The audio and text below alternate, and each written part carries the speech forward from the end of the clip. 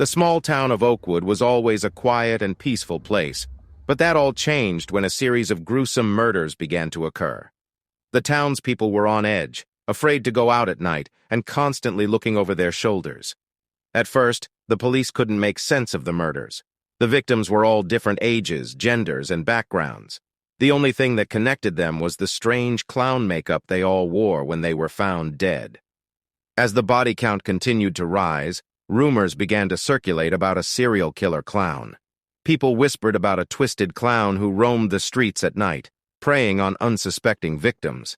It wasn't until a local journalist, named Sarah, began to investigate the murders that the true horror of the situation was revealed. Sarah had always been intrigued by the darker side of life, and the mystery of the serial killer clown was too tempting to resist. After weeks of research, Sarah uncovered the identity of the killer. His name was John, a former circus performer who had gone insane after an accident during a performance. John had become obsessed with the idea of becoming a clown serial killer, and he had been using his skills as a former performer to lure his victims in. He would dress up in clown makeup and a bright red wig, and then he would stalk the streets, waiting for his next victim.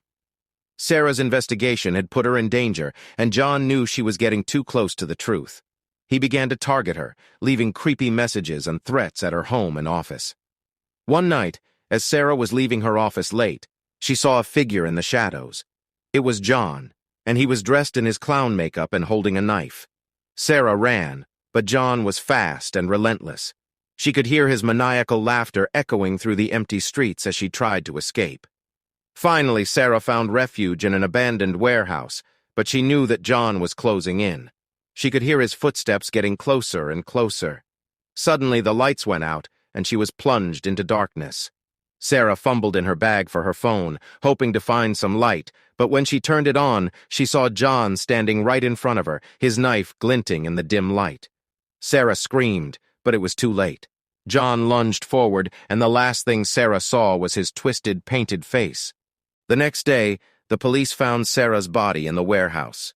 She was the latest victim of the serial killer clown. The town of Oakwood was never the same again, haunted by the memory of the twisted clown who had terrorized their streets.